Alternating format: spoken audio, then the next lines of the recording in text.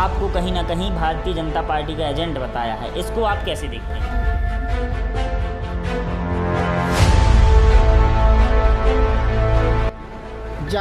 क्या वजह रही कि उन्होंने कि भारतीय जनता पार्टी ना तो नैतिक रूप से अच्छी पार्टी है, ना मानवतावादी पार्टी है। हम लोगों ने ये देखा कि बहुजन समाज पार्टी में रह करके हम लोगों ने लोगों को जागरूक तो किया। यानी ये सीधा सा कहा जाए कि जीवनलाल सिद्धार्थ की लोकप्रियता और जीवनलाल सिद्धार्थ का जमीनी स्तर पर काम करना ही लोगों को भाया है।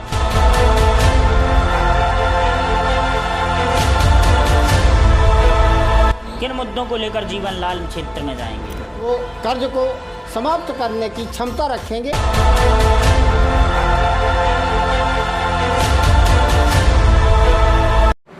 नमस्कार, मैं हूं रमन शर्मा और आप देख रहे हैं पब्लिक न्यूज के खास कार्यक्रम में सवाल के बवाल पर आज हम स्वागत करते हैं इंजीनियर जीवनलाल सिद्धार्थ जी का।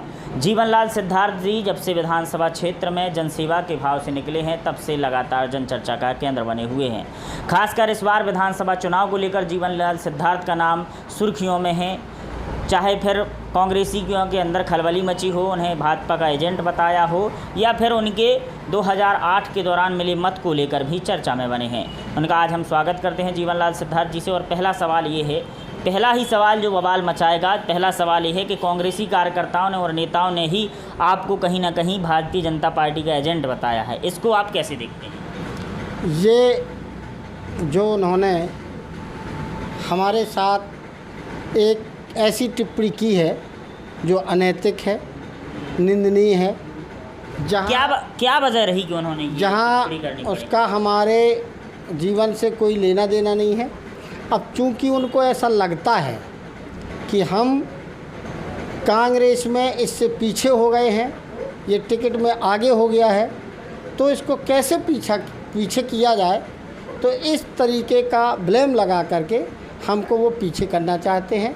बाकी और इस बात में कोई दम धड़ाका नहीं है, केवल उनका एक झूठ और फरेब है जो कांग्रेस के लिए भी गलत है, हमारे लिए भी गलत है और एक नैतिकता के विरुद्ध बात है।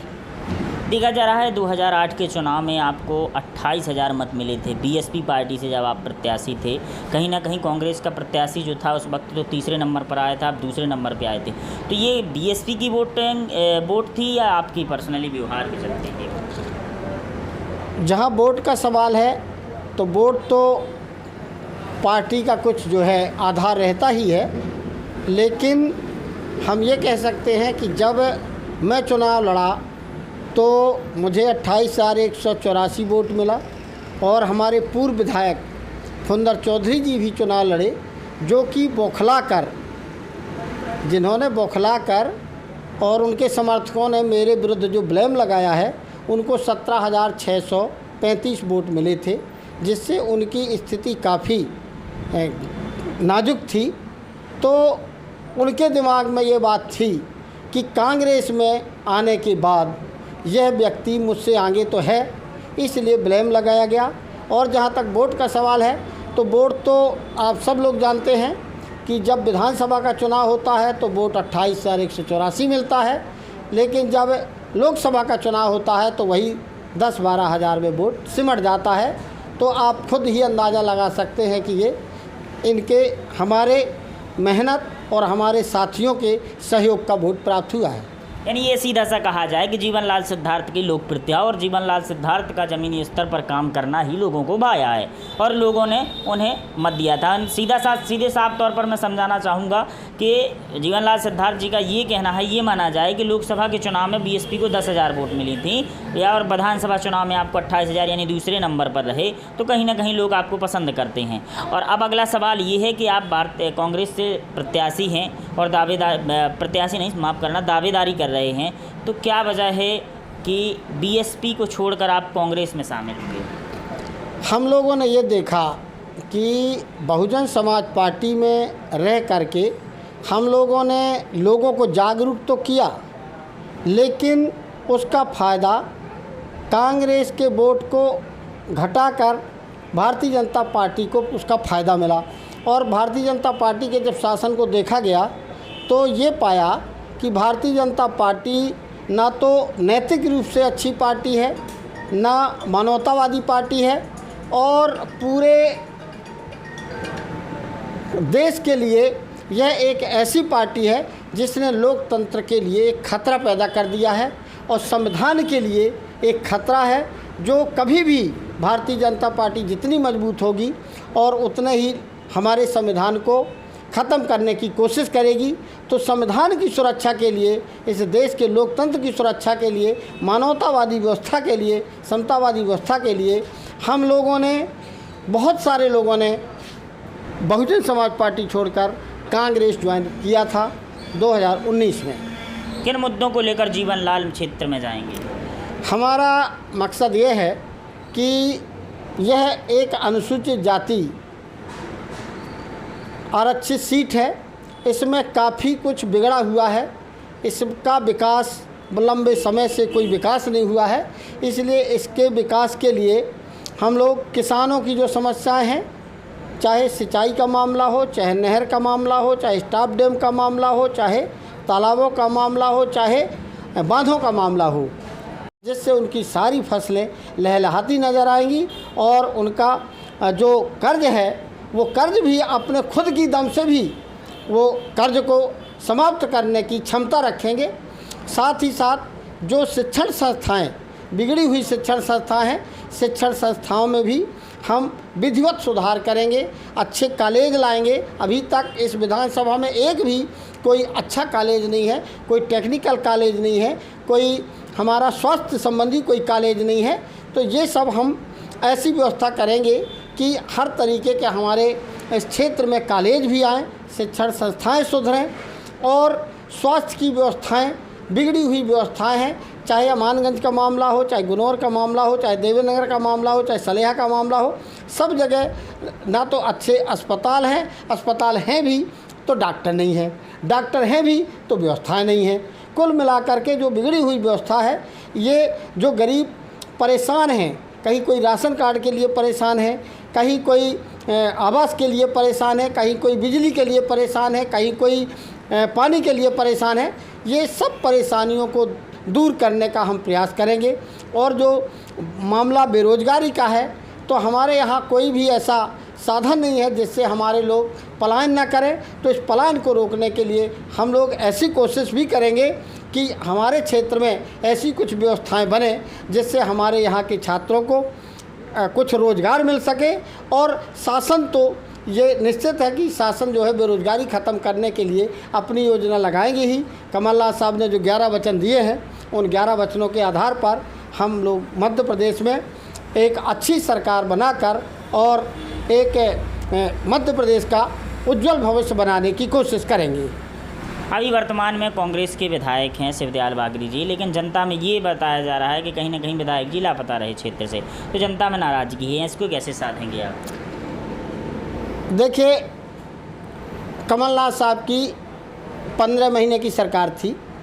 उस टाइम पर हमारे विधायक जी काफ़ी सक्रिय थे।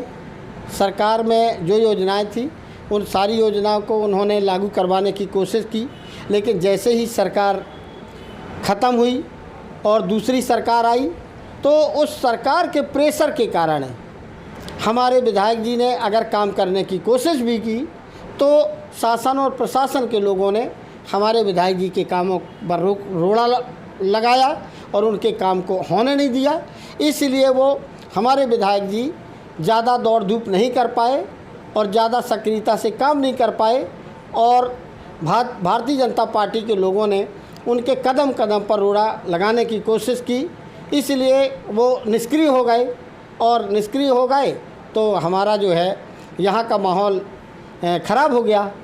तो हम विधायक जी को दोष तो नहीं लगाएंगे, लेकिन फिर भी हम शासन के लोगों को दोषी मानते हैं कि शासन के लोगों ने यहाँ पर उनके काम को अच्छे से करने नहीं दिया, उनकी स्कीम को लागू नहीं करने दिया।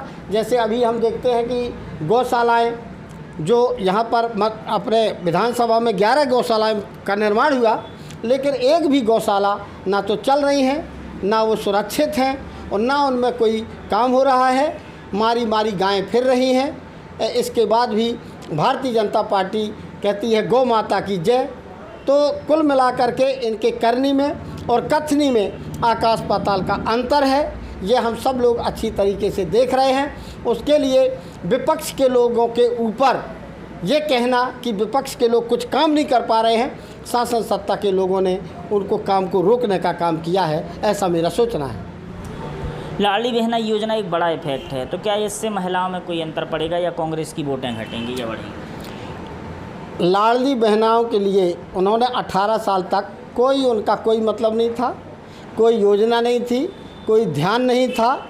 जब कमलनाथ साहब ने मंच पे ला दिया कि अगर हमारी सरकार बनेगी तो हम नारी सम्मान योजना के आधार पर प्रत्येक महिला को 1500 रुपया प्रति माह देंगे, तब उनकी नींद खुली कि कांग्रेस जो है काफ़ी हमसे आगे कदम बढ़ा चुकी है। तो अब चूँकि सरकार में भारतीय जनता पार्टी है तो उन्होंने आनन फानन में अपनी लाडली योजना लागू किया और 18 साल के शासनकाल में 3 महीने के लिए उन्होंने 1000 रुपये महीना देना चालू किया। तो ये बहनें भी जानती हैं, भाई भी जानते हैं, उनके सास और ससुर भी जानते हैं कि ये लॉलीपॉप योजना है, केवल चुनाव तक है और इसके चुनाव के बाद ये सब ख़त्म हो जाएगा। अगर इनको लागू करना था तो 18 साल पहले क्यों नहीं किया? अभी तक जो है महिलाएं काफ़ी आर्थिक रूप से मजबूत हो सकती थी, लेकिन इन्होंने पहले नहीं किया। जब कमलनाथ साहब की योजना आई तब उन्होंने लागू किया। इसी तरह से गैस सिलेंडर जब राजस्थान में 500 रुपये में मिलने लगा, मध्य प्रदेश में कमलनाथ साहब ने बोला हम 500 रुपये में देंगे, तो उन्होंने इस योजना को अब बोलने लगे हम 450 में देंगे। तो स्पष्ट दिखता है ना, स्पष्ट दिखता है कि जो हम लोग योजना लागू करना चाहते हैं वो सरकार में है तो उसी की नकल करते हैं ये लोग। तो ये नकलची लोग हैं, ये लोग लॉलीपॉप दे रहे हैं। ये चुनाव तक के इनके मकसद चुनाव तक का है और इन्होंने 22,000 घोषणाएं की हैं, जो सारी की सारी योजनाएं अधूरी पड़ी हुई हैं। जो कर्जा ले रखा है ये कहाँ चला गया पैसा? ये सब भ्रष्टाचार में चला गया और रिश्वतखोरी चरम सीमा पर है। कमीशन 50% चलता है। तो कुल मिलाकर के इस तरह का जो काम है भारतीय जनता पार्टी ने करके रखा है।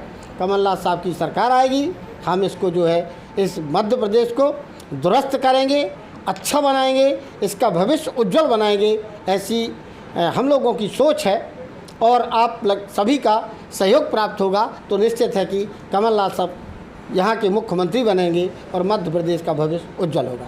अमानगंज की सिविल अस्पताल की घोषणा मुख्यमंत्री जी 2018 में कर गए थे, वह घोषणा आज अधूरी पड़ी है, तो क्या इससे कांग्रेस इस मौके को भुनाएगी या भारतीय जनता पार्टी को कोई नुकसान होगा या फिर ऐसे हवा? नहीं, हम जैसे ही सरकार में आएंगे वैसे ही हम पहले भी बोल चुके हैं कि सारी अस्पतालों को हम दुरुस्त करेंगे और जो बांध फूटे पड़े हैं इनको भी हम लोग जो है दुरुस्त करेंगे, चाहे हमारे मुटमुरू का बांध हो, चाहे अमानगंज के अंदर खोहा एरिया का बांध हो और चाहे जो भी योजनाएं हों। और जहाँ तक सवाल इसका है अस्पताल का, तो अस्पताल की जितनी भी व्यवस्था होनी चाहिए सारी व्यवस्थाएं करवाएंगे, डॉक्टर बुलाएंगे और इसमें जो भी व्यवस्थाएं कमी है वो सारी कमियों को पूरा करने का काम करेंगे। जहाँ तक अमानगंज को ब्लॉक बनाने का सवाल है तो उसकी भी योजना चल रही है। अगर ऐसी मतलब अपना स्कीम बनी तो अमानगंज को एक सुरक्षित ब्लॉक बना दिया जाएगा। हालांकि अभी 313 ब्लॉक में अभी ब्लॉक बढ़े नहीं हैं, लेकिन फिर भी कमलनाथ साहब आएंगे तो ब्लॉकों की भी रचना बनेगी, तो अमानगंज का नाम भी 1 नंबर में रखा जाएगा। यदि कांग्रेस पार्टी से आपको टिकट नहीं दी जाती है तो आगे जीवन लाल जी फिर क्या स्टैंड रहेगा? जीवन जी हम लोकतंत्र की सुरक्षा और संविधान की सुरक्षा के लिए कांग्रेस में शामिल हुए हैं। अगर कांग्रेस पार्टी को लगता है कि 2018 में इसको 32,793 वोट मिले, कांग्रेस को 57,000 वोट मिले, अगर ये दोनों को जोड़ दिया जाए तो 90,500 वोट होता है।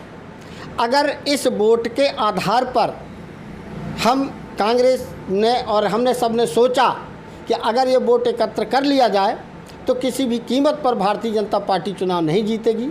अगर इस समीकरण को मान लिया जाता है तो हमको टिकट दे देंगे तो बहुत अच्छी बात है और कमलनाथ जी इस मध्य प्रदेश के मुख्यमंत्री बने, ऐसा मेरा कहना है। जन आशीर्वाद यात्रा भारतीय जनता पार्टी द्वारा निकाली जा रही है, इसको लेकर कांग्रेस में कितना जन आशीर्वाद यात्रा को लेकर जनता के बीच कहीं ना कहीं जा रहे हैं, तो क्या कांग्रेस को इससे फ़र्क पड़ेगा?